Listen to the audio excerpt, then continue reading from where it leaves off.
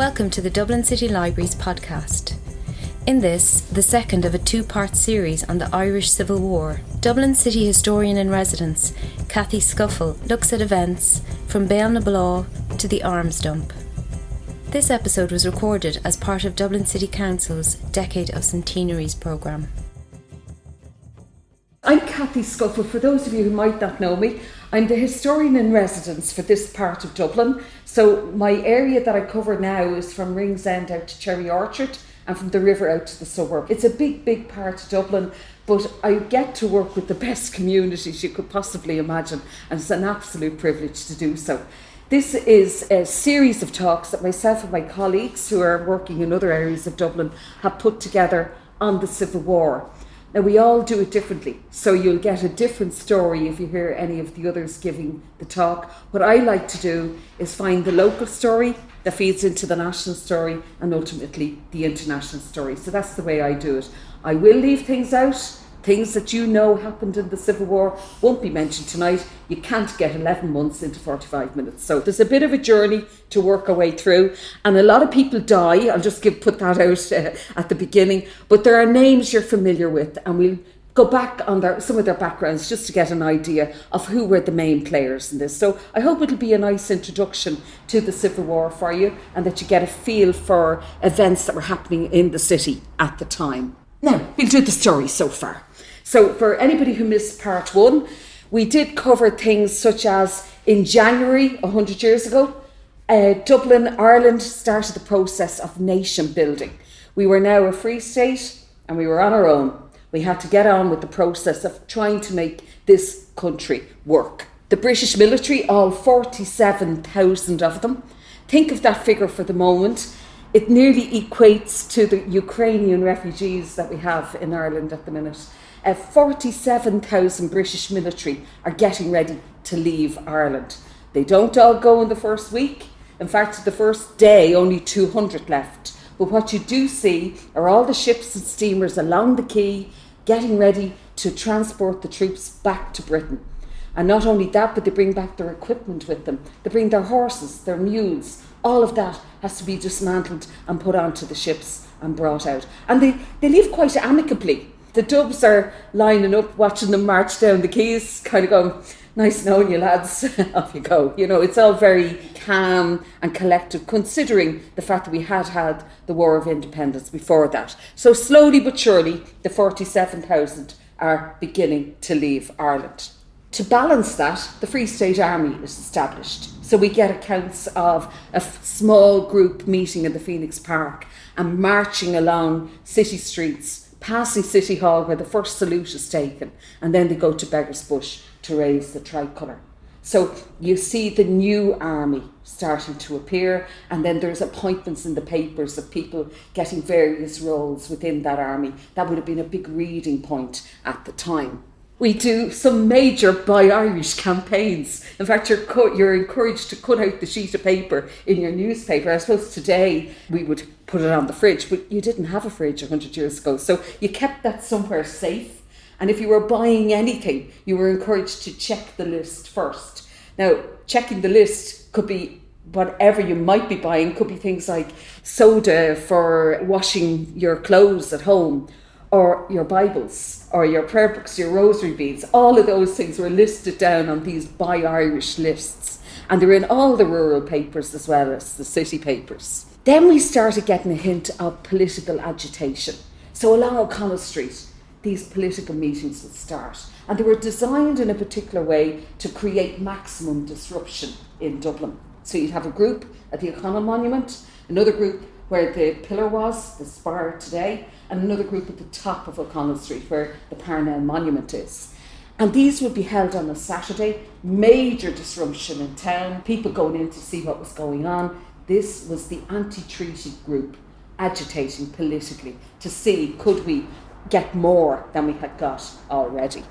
And then we did mention I have a talk on green post boxes, but that's a thing that actually happened 100 years ago. You went to bed one night and your post boxes were red, and you got up the next morning and every post box in the city was now some shade of green. They actually hadn't decided on what colour green they were going to use. Whoever had available green paint got out and painted the post boxes. So that's probably where the 40 shades of green comes from, goes back to that time.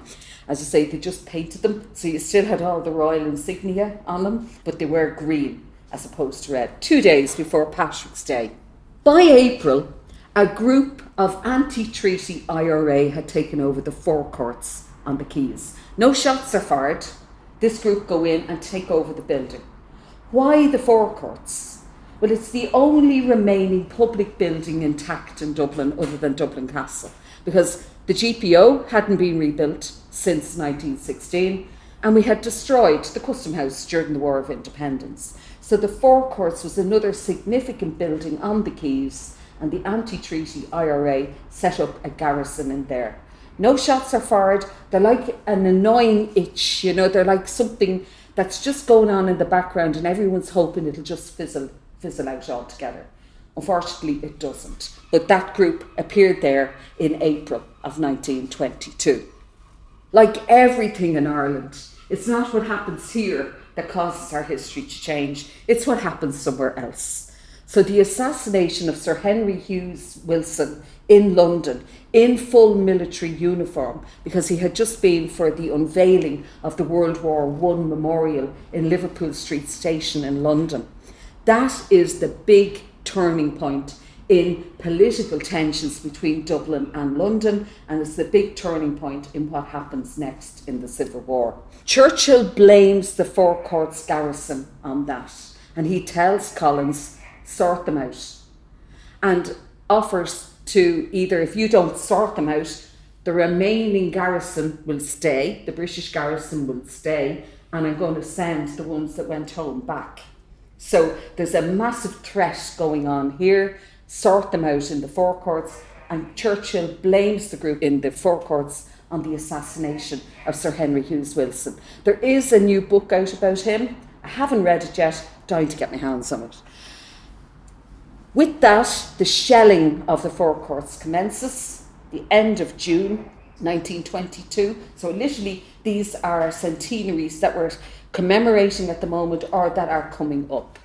And the shelling and the final surrender of the forecourts, about 8 days of fighting in Dublin, and some of this overspills to other parts. We'll be mentioning a little bit more about that in this talk.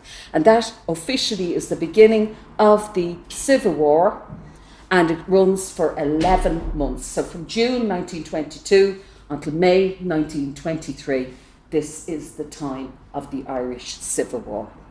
Just think about this for a moment. Many who end up on opposite sides of the Civil War had actually fought together during the War of Independence. That's the sad part of it. And of course, you also get splits in families. You have brothers fighting brothers and cousins fighting cousins. And, just all of those people fell on different sides of the political divide in this one. So this is us fighting each other.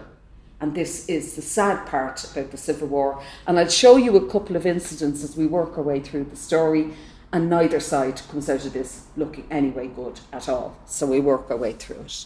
But just a thought, they had been together, they would have known each other well, and now they end up on opposite sides. Now, here's the first character we're going to meet. Cathal Brugha. Cathal Brugha had quite a reputation in our Republican history. He was a well-regarded figure, had been heavily involved in 1916. Of course, he wasn't christened Cathal Brugha. There's his real name, Charles William St. John Burgess. And out of that, we got Cathal Brugha, okay? He's involved, as I say, in 1916. He's involved in the War of Independence, and now he gets involved in the Civil War as well. He's your Minister for Defence. Let's give him a few of the titles that he would have had. He was your Minister for Defence between 1919 and 1922. He was also the first Ceann Comhairle of the Dáil. When you think of the current Ceann Comhairle, this was a man who previously held the role. And he also was the president of Dáil Éireann from January to April 1919. He becomes the Chief of Staff of the IRA, between 1917 and 1919. And remember, we were mentioning the occupation of the forecourts. Initially, he tried to prevent that occupation. He was really trying to prevent things escalating. So in some ways, the garrison in the forecourts represents a split on the anti-treaty side as well, something that we probably wouldn't have thought about before. He walked with a permanent limp as a result of his action in 1916. Very famously, he had held part of the South Dublin Union, and he made it sound like there was loads and loads of people in the room with him by singing God Save Ireland from within the room. That's one of the big folklore stories that surrounds Cathal that turns him into a particular character of the Irish Revolution. There's his grave in Glasnevin. He had been involved in, when the shelling of the forecourts commenced, him and Oscar Traynor. Now, you know, we've an Oscar Traynor Road in Coolock, so that's what that's called after. They were involved in skirmishes all around O'Connell Street. So poor old O'Connell Street gets involved again in the Irish Revolution time. Oscar Traynor, the whole idea of having a skirmish in O'Connell Street was to divert attention away from the forecourts, so that you were now had 2 or 3 points of conflict in the city, which hopefully, from their point of view, would divide the Free State forces across the city. We get an account on the 28th of June. Brewer was appointed commandant of a particular rearguard group in O'Connell Street, because Oscar Traynor and his forces managed to get away from the other part of O'Connell Street. So there's only a small group left. And eventually he actually orders the surrender of this group on the 5th of July, but refuses to do it himself. Now, you're familiar with the street in Dublin called Cathal Street at the top of O'Connell Street. There's a reason why that's called that, because that's where this action took place, just around the top of O'Connell Street there beyond the Gresham Hotel. He refuses to surrender himself, sees some Free State forces coming towards him, and he has a revolver in his hand, and he walks towards them with the revolver. They shoot at his leg, but unfortunately sever an artery in the leg. And he dies a few days later, on the 7th of July, 11 days before his 48th birthday, a young man. He had been re-elected as an anti-treaty TD in the election we had just had before the Civil War broke out. But because the Dáil had never been called, he never got to take a seat. So he's one of those casualties, an elected TD who was actually a casualty of the Civil War.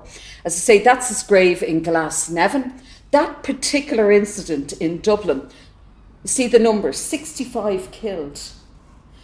There's 180 or thereabouts injured on both sides, and 400 taken prisoner. This is the beginning of that tally, and we'll see a few more figures later on in the talk. All through the year, the prisoner number grows, the casualty numbers grow, and there's overall, you can just see the huge effect that the Civil War had on our country. So Glasnevin is a place worth having a visit, having a stroll around. A lot of the names we mentioned tonight will appear there. Now, to give you a local incident, here's one. Everybody know Red Cow? We're back up there again. Okay, so the last day we were talking about a few incidents up here. This building here, believe it or not, is the farmhouse that occupied the site that the Red Cow Hotel occupies today. Completely different image to the one the Red Cow presents to us today. So it would have been, the Naas Road would have been literally a 2-lane highway in and out of Dublin. A key point, because it was a key access route into Dublin.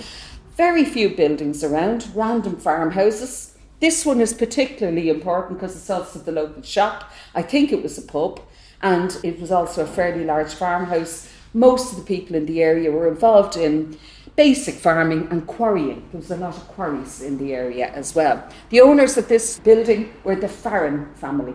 So the Farrons were well known up at Red Cow. It becomes a place that both sides want because it covers the approach route into Dublin. And on this particular occasion, during the shelling of the forecourts, this group come out and their anti-treaty IRA tried to take the farmhouse at Red Cow. What they didn't know was the Free State forces were already in there. So a shootout takes place, and the only person, the main casualty is the son of the owner is badly injured in the whole skirmish. The whole farmhouse was shot up, every window was smashed, there's bullet holes all over the doors and everything else, but it's completely involved in it. But when you work your way through the incident, like they do say there, the house was riddled with bullets, all the windows are smashed, considerable internal damage caused.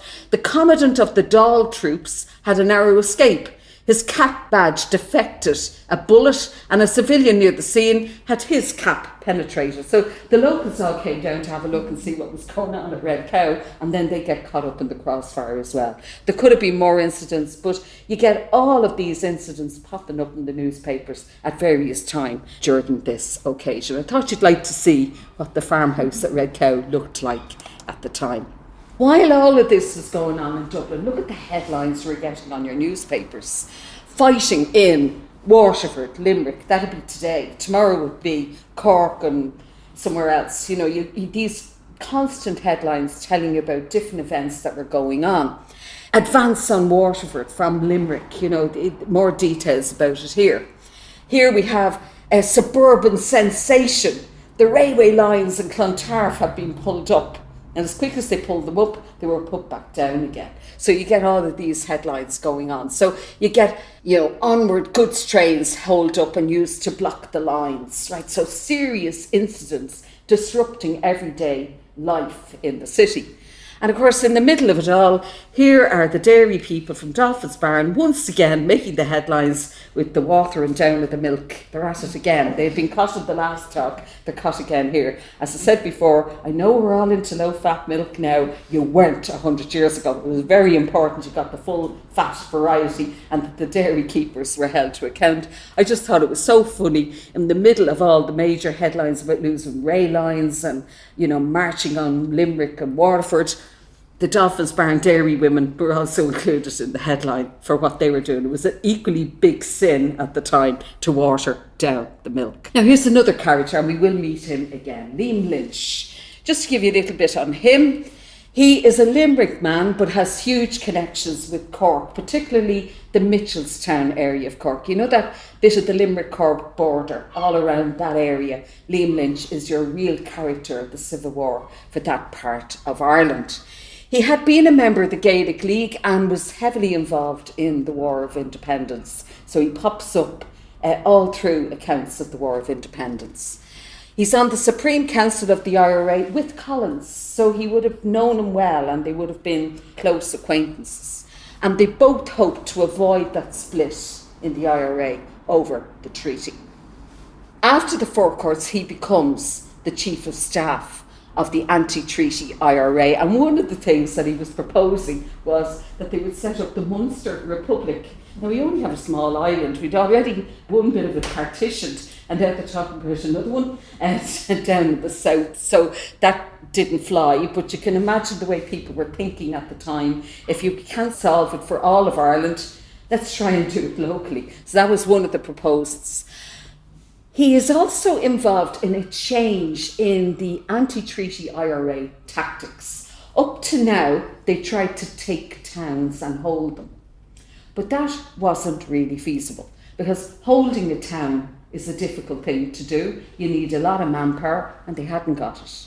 So the last town to fall was actually Fermoy in County Cork. And after that, the anti-treaty IRA go down another route. This is where we get the guerrilla warfare, the attack and disappear into the ditches. You know, this is where there's a subtle change in the actual Civil War. Our famous flying columns, you often read about them, you often hear about them. So this is where the whole tactics of the Civil War changes completely. After the Four Courts, under the care of Liam Lynch, and after August, when Fermoy fell. And August, well, everybody recognise these two? Yeah, Griffith and Collins. Collins on the left there and Arthur Griffith on the right. So we just have a look at Arthur Griffith for a second. He's different. Arthur Griffith is our politician. He's not a fighter. He is heavily involved in newspaper editing. He's a writer. You get that sense he's a completely different type of character. He's the founder and the first president of Sinn Féin. So the Sinn Féin party of the time is attributed to Arthur Griffith. He resigned as president of Sinn Féin in favour of Eamon de Valera. So he gives that role to de Valera, but he's still heavily involved in organising for Sinn Féin.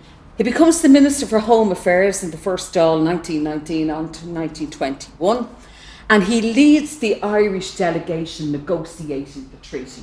There were 48 meetings held in London to achieve the treaty. He was at 47 of them. That's some going. And it would have been very intense, very difficult negotiations. He is one of your main negotiators for the treaty. He becomes the Minister for Foreign Affairs in 21-22 and President of the Dáil from January 1922. So he would have been the President of the Dáil around the time of the Civil War. Had been imprisoned twice, once in the UK and secondly in Mountjoy. So when the big sweeps were carried out gathering in political prisoners, he was one of the ones taken in. Now his anniversary is coming up shortly, 12th of August 1922, 100 years ago on the 12th of August. He dies at the age of 51 from a brain hemorrhage and heart failure, and the whole thing was attributed to overwork and stress. Now I have another story on that one. That's his grave in Glasnevin. He's not in the Republican plot. He's not with the Free State forces. He's on another part of Glasnevin altogether. When you're walking down the main road from the church towards the back of the cemetery, he's on your left-hand side. Very distinctive headstone, I'm sure you agree. A broken pillar.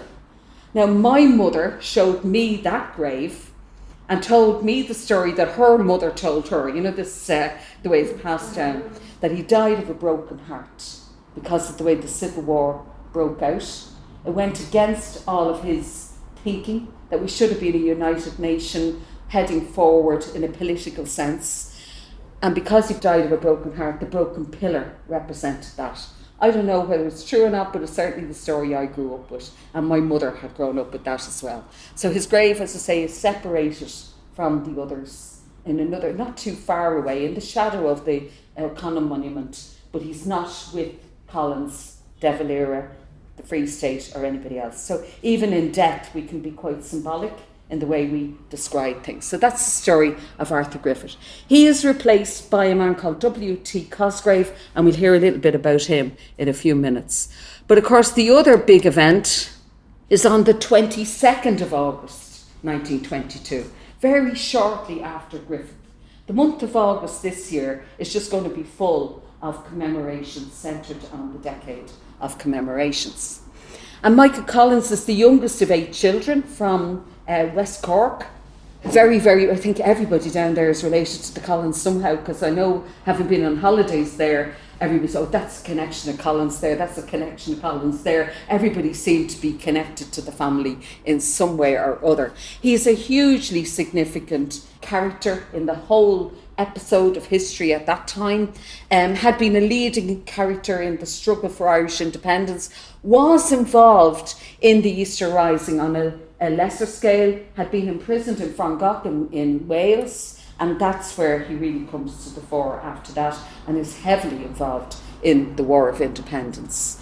Chairman of the Provisional Government of the Free State from January 22, and Commander-in-Chief of the National Army, the Free State Forces, up to the time of his death from July 1922 until August 1922. Now, as you know, he's assassinated, and this is the scene at a place called Béal na Bláth in Cork. There's a whole backstory to they were negotiating some sort of a peace. They were travelling freely around Cork. People thought he was quite foolish to do so. If you look at the scene, this is the memorial in Béal na Bláth. It's the perfect ambush site with the hills on either side of the road and a bend in the road as well. The actual assassination, that cross doesn't mark the actual site. The actual site itself is marked by a black pillar a little bit further back the road. So they moved the commemoration site a little bit further up. And there has been an adjustment in the road as well. Got this from my other half who has studied this in detail. That road wasn't that wide, it was much narrower and there was a bigger bend. And so all of those things fed into it being the perfect ambush site.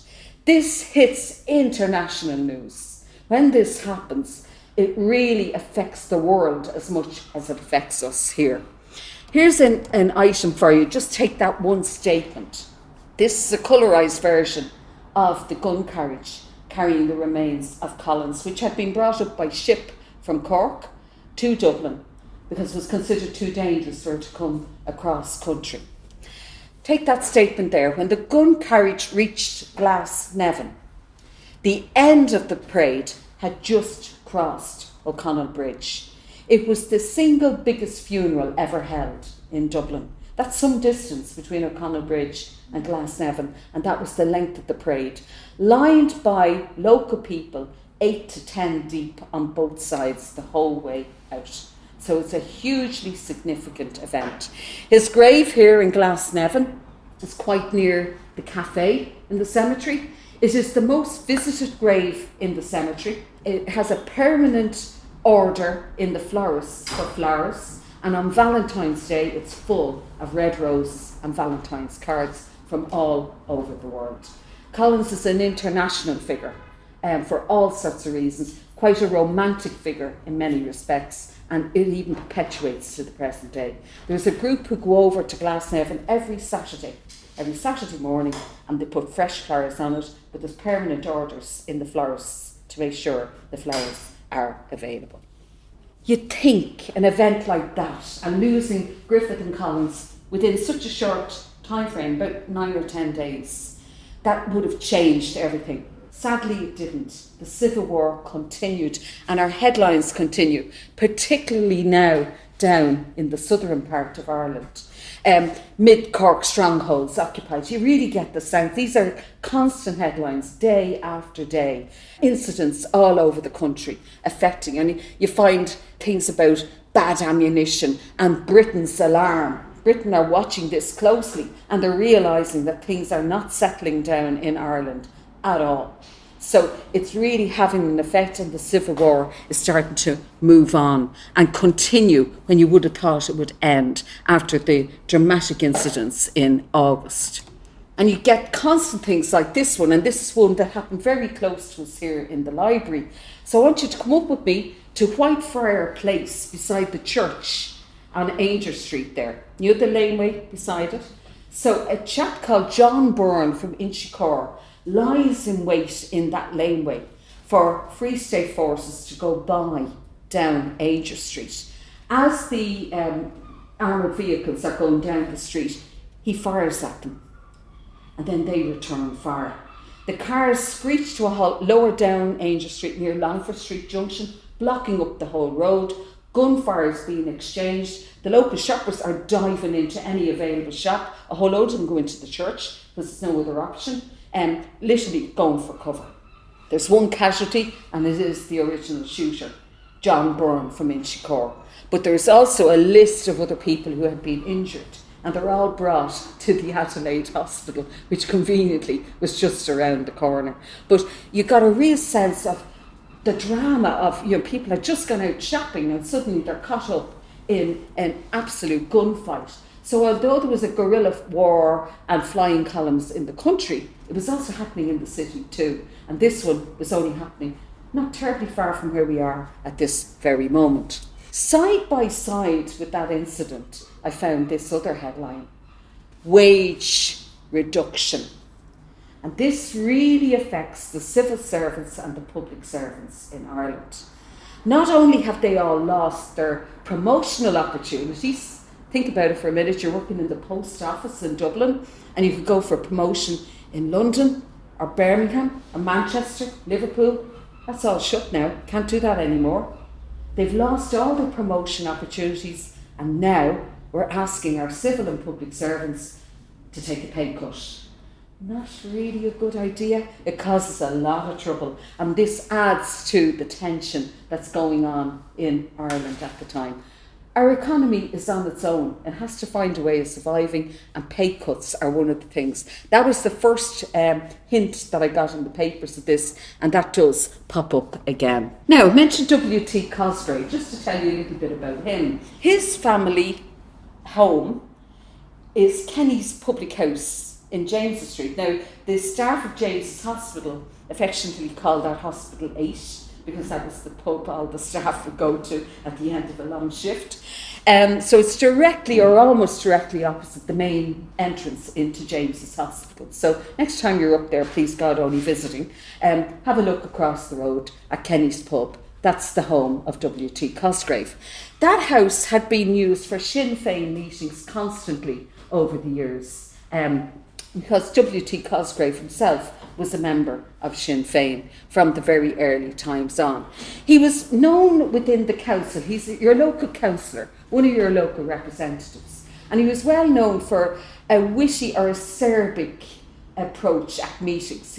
People could be talking at meetings and he'd come back with a nice sharp comment, or a nice sharp remark, and the place then erupted into laughter. That was the kind of thing that you got. He had a way of diffusing things at meetings and trying to keep things efficient and moving on.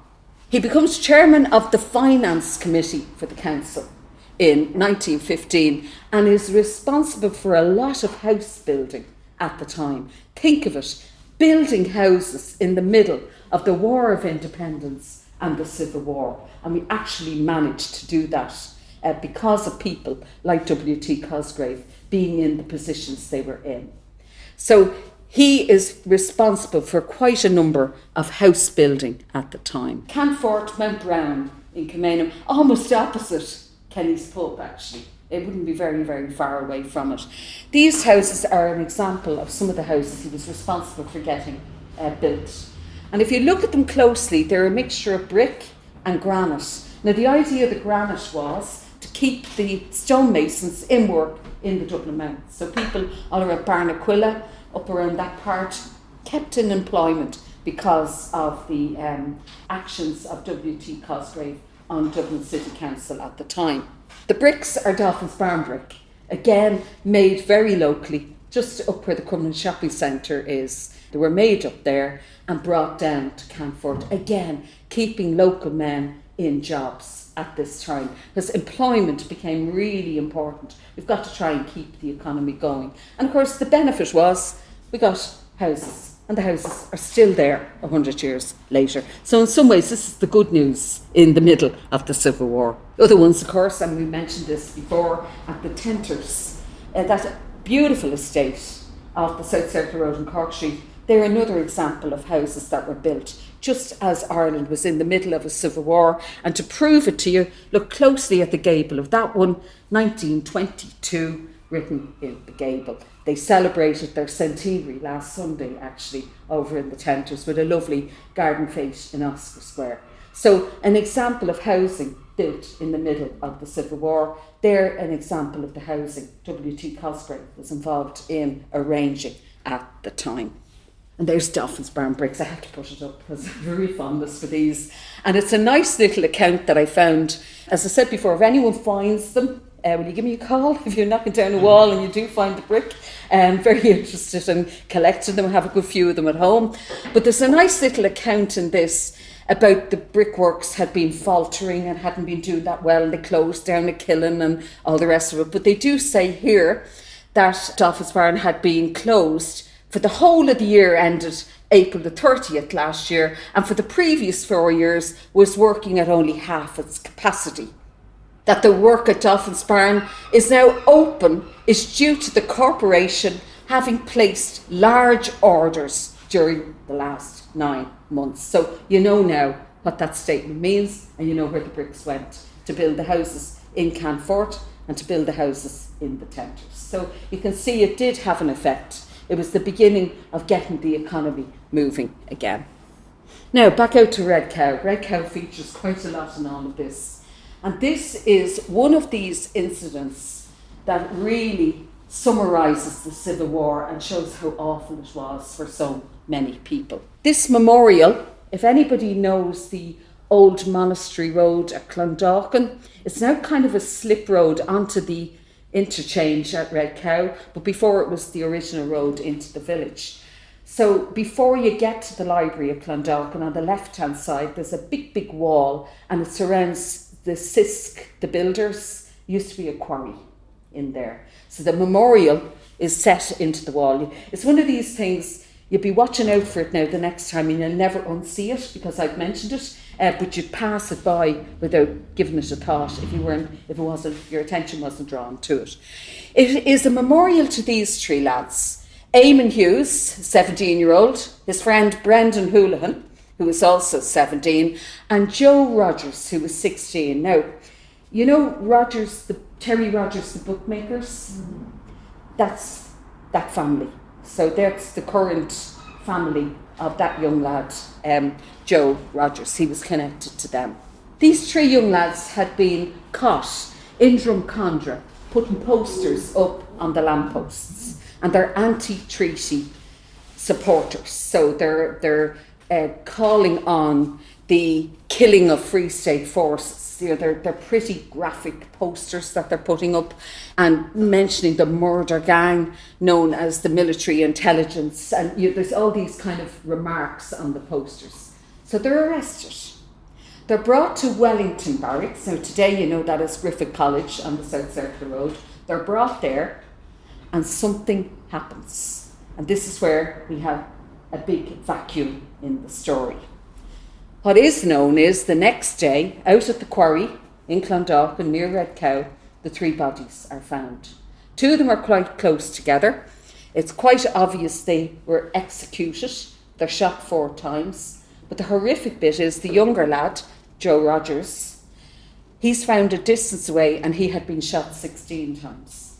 This is an example of the Free State treating anti-treaty in a very, very vicious way. So this is one example of where the Free State forces do not come out of this looking good at all. But like I say, happened on both sides. Neither side looks good in this at all. But that is another incident out at Red Cow. So watch out for that memorial if you happen to be out that way again and you have a good idea of the story. It would have been a quarry, pretty remote area. As you know, it was just a farmhouse on the other side of the road. Now, this is another one. Next time you're on the Red Line, Lewis, and you go out towards Black Horse Bridge, and you know the way the Lewis takes a sudden left turn up the Naas Road, watch out on your left-hand side at the wall of the park as it sweeps down to the River Cammock. There are 2 such memorials like this. One is for a chap called John Joe Stevens, whose body was found at Black Horse Bridge. Very little information on what happened to him, but his body is found out there and a memorial is put up. The second one is this one, and you could just about make it out, Oscailga there, Brendan Curtis. So if anyone knows the area, Béal, there are flats complex there, and what are they called? Bernard Curtis House, exactly. So they're called after this chap at that site. This is where the other side don't look too good. Bernard Curtis and his compatriots were laying landmines across the road at this point with the intention of blowing them up as Free State forces were coming in to the city. However, as they're laying the landmine, one of them explodes and the 4 of them are killed in it, including Bernard Curtis. Now, to tell you something about him, he grew up in Inchicore. He worked in the Inchicore Works and on the railway between Inchicore and what we know as Houston Station today, Kingsbridge at the time. He's blown up at Black Horse Bridge, which is the top of Inchicore, and that's his grave in Bluebell Cemetery. Bernard Curtis' world was really within 2 miles. The whole world within 2 miles. And the graphic descriptions that are in the newspapers, I think I have the accounts there, I wouldn't go through them. It is horrific and was detailed minutely what happened out of Black Horse Bridge. And I think it was done deliberate to show the impact of that landmine had it been the Free State forces that were coming in and had been caught up in it. Instead, the guys who were planting it, they themselves got blown up. And what I think is quite funny too, remember, other mines had been planted. Crowds went out the following day to have a look at the damage done near Black Horse Bridge. So there's a picture there of all the locals hanging over, looking into the crater that was left as a result of the explosion on the Naas Road near Inchicore. Now you know why Bernard Curtis House is called Bernard Curtis House. Now, all of this has a huge effect on us as a country. Kind of shines out that there's a lack of effective government, very bad policing. So, the country doesn't seem to be doing well at all, and this civil war is motoring on. There had been 3 executions, but they were the normal criminal executions, for the want of a better way of describing it. So we hadn't invoked the Special Powers Act at this stage, though it's certainly on the cards. By September 1922, the postal workers are really annoyed about the lack of promotion and the pay cut and everything else that's going on, and the army is brought in to break up that particular strike, and it ends up in absolute standoffs between post office workers and the new Free State Army. Eventually, by 23, we get a special infantry corps in place, and the whole idea is to try and keep at bay even the strike actions that were going on. And ultimately, we do establish our Garda Síochána at the end of the Civil War, an unarmed police force, which was the absolute, if you say, investment in the Irish state. We're going to put police on patrol and take the guns out of Irish society. But that didn't stop things like this happening. Robbery under arms, and this is us back out in Bluebell, and here they have just robbed the Cammock Mills. Now, you would know that better as the Nugget Boot Polish Factory. It became the Nugget Boot Polish Factory later. And the mill building, believe it or not, has only recently been removed, but the gates into the mill are still there. But this became a key point as well for robberies, for incidents, arms jumps, all out around that area at the time. Wouldn't really have liked to live in Inchicore at the time, to be honest with you. Now, I mentioned the post office workers, and just to show you how these things can actually affect people on an individual basis. So meet this lady. Her name is Catherine Sadler. Here she is with her little granddaughter, and she ran this hotel in Amiens Street called the Moy Elta Hotel. It was directly opposite the post office sorting office, and the reason it was there, the railway line was behind it, so you could move the mail on quickly on the railway line. She had given her premises in the hotel over to the post office workers as a place for them to have their strike committee meetings, because it was just across the road and they come in. So one day, word got out that the postal strike committee are having a meeting in Mrs. Sadler's hotel. And the Free State forces raided the hotel. So the post office workers then agree to move their meetings down to the McCushla Hall, which was further down Amiens Street. As things took a bad turn, remember I said to you about the Free State forces now breaking up strike action? On one occasion, the Free State forces took over her hotel, barricaded the windows with mattresses and pillows, and were taking potshots across the road at the postal workers. So she, naturally enough, puts in a claim, because she kept feeding the Free State forces while they were in her hotel, and she put in a claim for damage to equipment, and I found the file up in the Bureau of Military History. So you could actually get, from one tiny little account in the paper about the army being used to break up the strike, you could get a much deeper story of what was going on in a hotel in Amiens Street at the time. I mentioned to you that she's holding her granddaughter there. That's her granddaughter Kathleen, called after her. 12 years after that lady died, Kathleen herself had her own little girl and called her after that lady. Hello everybody, that's my family story from the Civil War. That's my great-grandmother and my mum in the picture. We all have a story in us, no matter what. If you're connections with Ireland, there will be something. And if you can find that story, it makes it a lot more understandable. You can link it back to other things. That's what I like to do anyway. How about this? Aren't these lovely young ladies up in the Long Lane, not too far from us here? And what they're doing is they're literally throwing bombs at the Free State forces as they're going by from the Long Lane. That's one incident. Then the other one up in Cornmarket, where again all the shoppers are out, and suddenly a big gunfight breaks out. The fellow who's arrested for the gunfight asked the soldiers, could he stop for a minute and have a cigarette before he gets into the truck, as you do.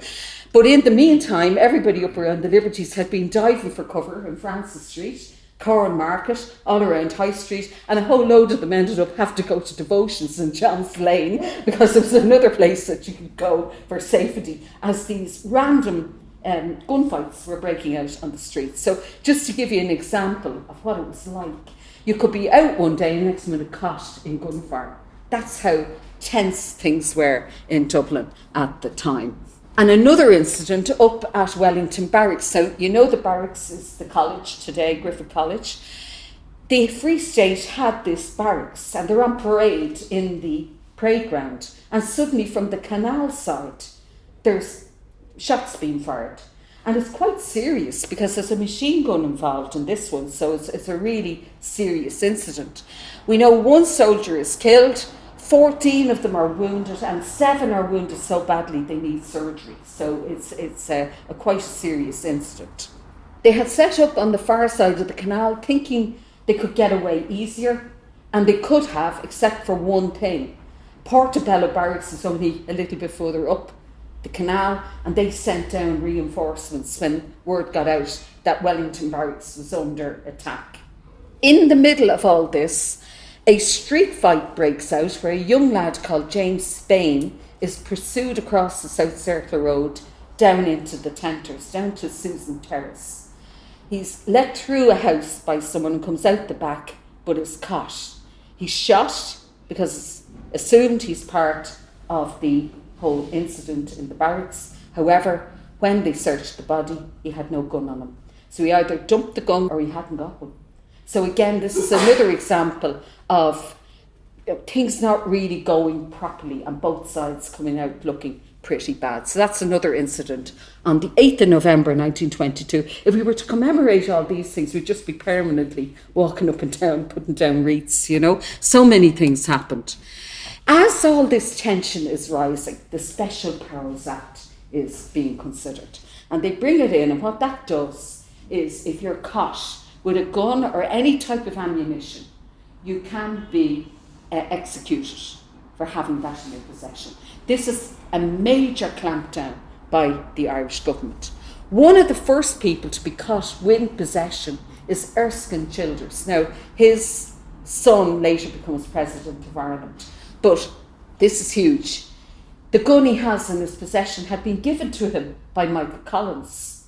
So also, his family, the Bartons, who are from the Glendalough area, had been heavily involved in negotiating the treaty. So this is real high political stuff. If they execute Childers at this stage, what's going to happen?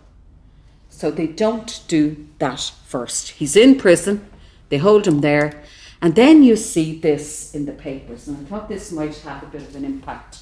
A little notice posted in the Evening Herald in December 1922. And it says, the Mass in St James's Church, that's James's Street, on Tuesday next will be offered up for the repose of the souls of these 4 lads. James Fisher, Richard Toohey, Peter Cassidy and John Gaffney. The 4 lads are from the Liberties. 2 of them are from down near Usher's Quay. One is from Eklund Street itself, the street right beside the church in James Street, and the other is from the Grand Canal Harbour. So they're real local lads. They'd been looking for them. They knew they were involved.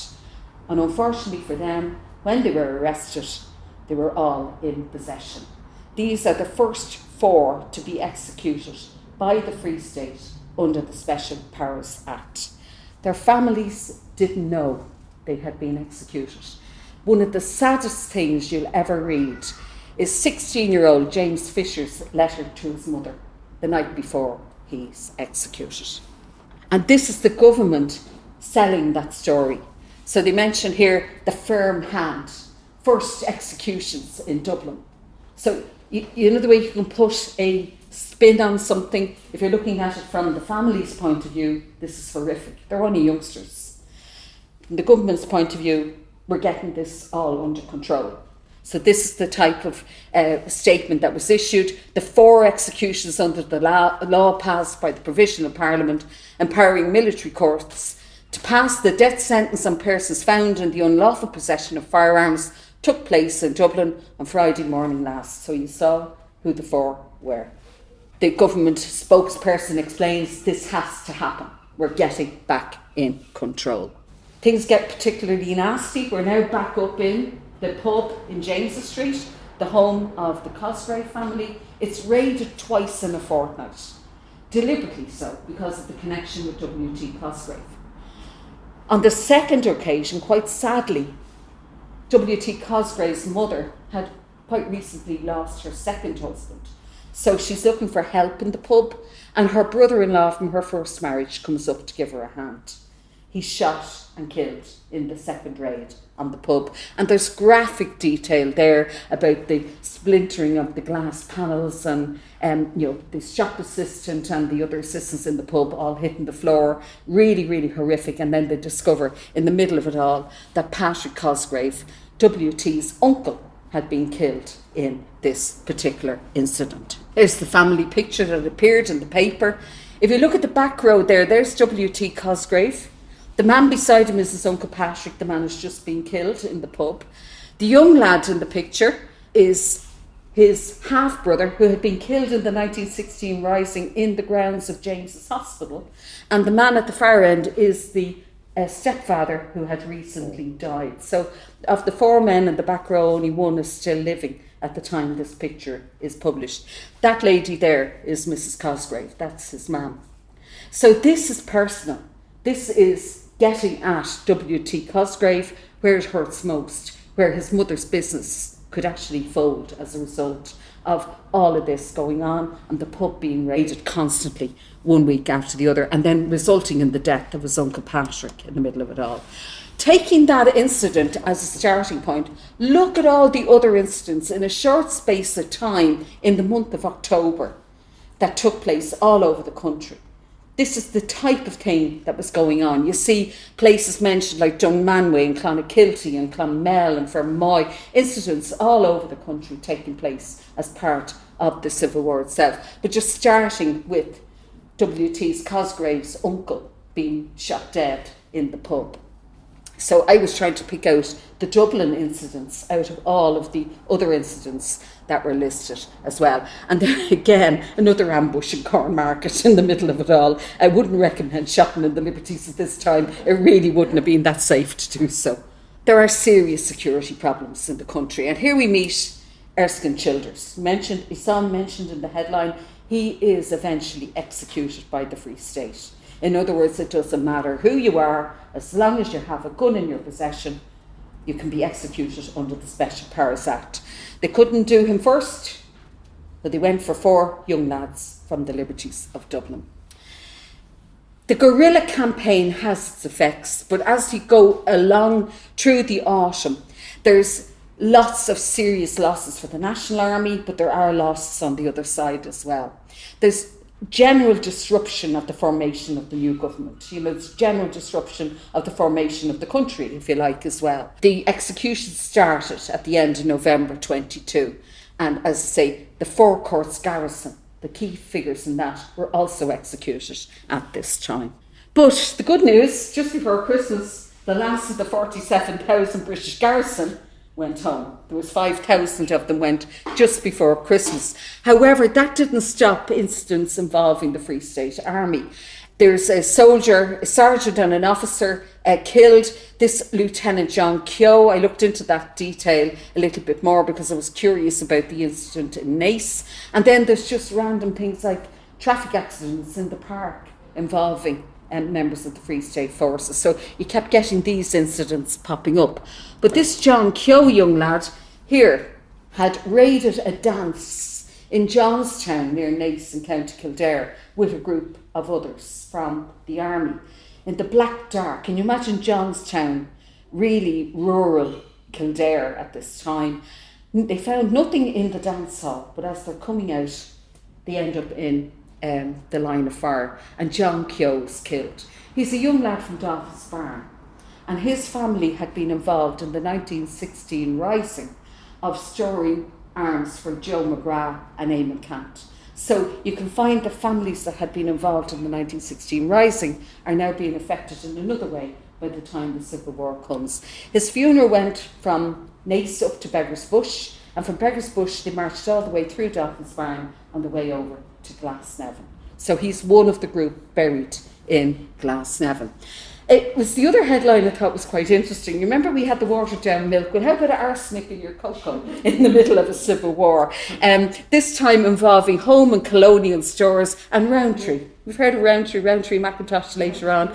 Names that we kind of know, names that we're familiar with. It's only 100 years ago. I showed you, it's only 3 generations back for me. So it's not that far back. And we could have had arsenic in our cocoa 100 years ago as well. And the brickworks have been doing really well, and we're all expecting a big bonus for Christmas. No, it was raided Christmas week, and the Christmas bonus and the Christmas wages was taken.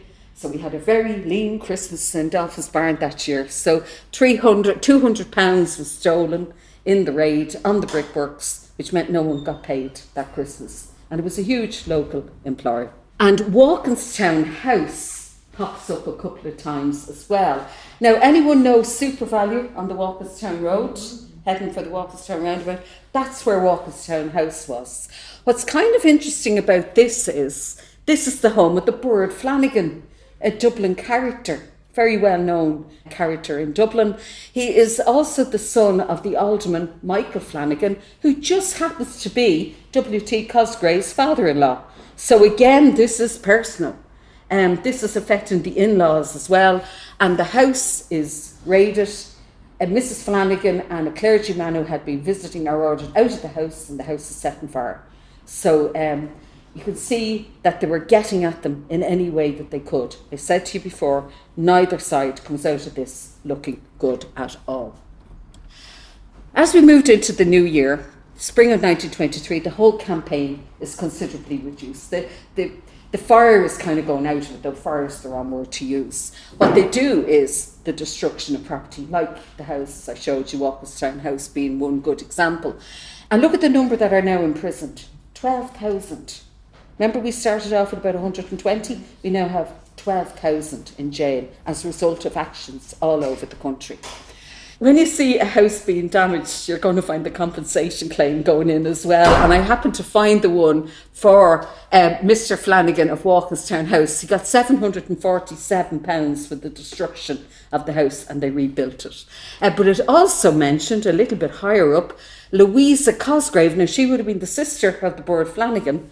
She got £7,470, 18 shillings and sixpence for the destruction of their home up in Temple Oak.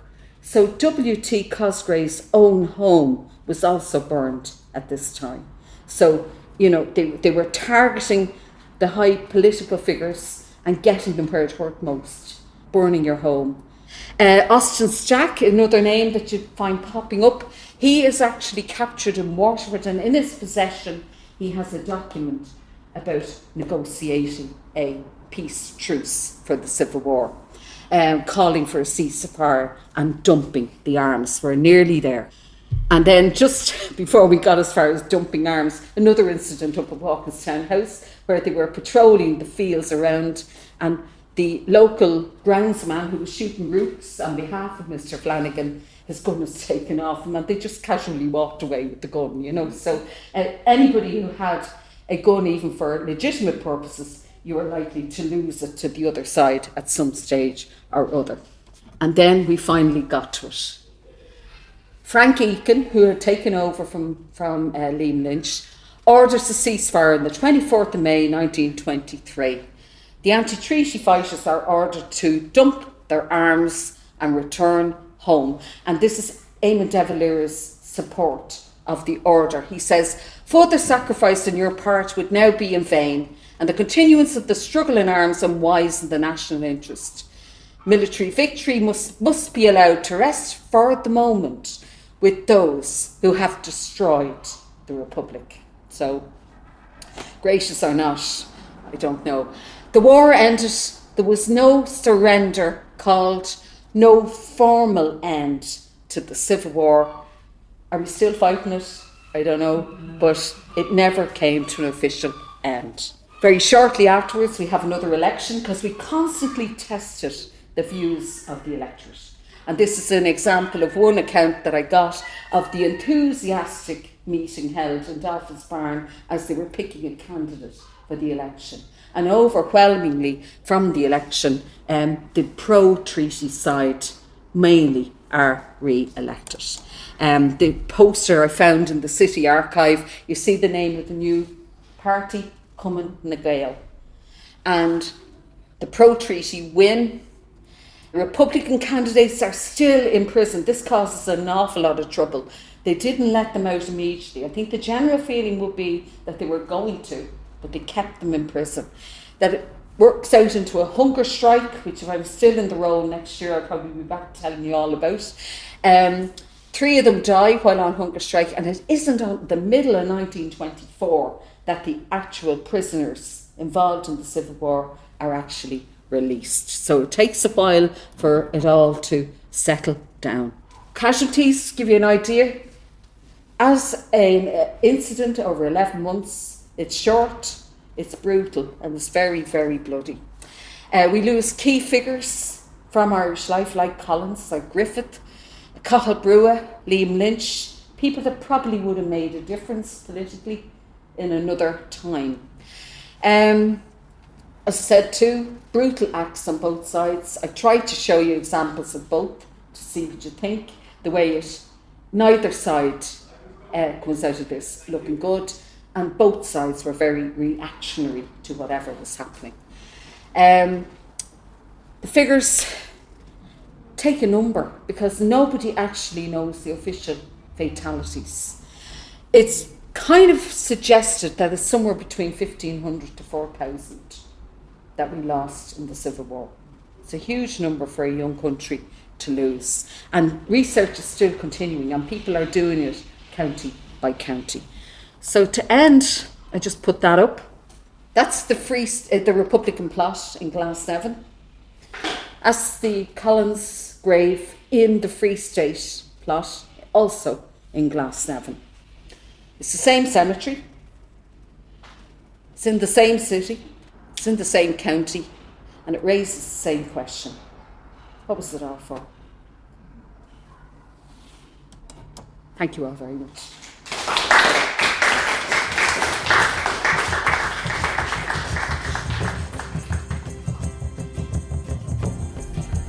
Thank you for listening to this podcast from Dublin City Libraries. The Dublin City Historians in Residence programme is brought to you by Dublin City Council and organised by Dublin City Libraries in partnership with Dublin City Council Culture Company.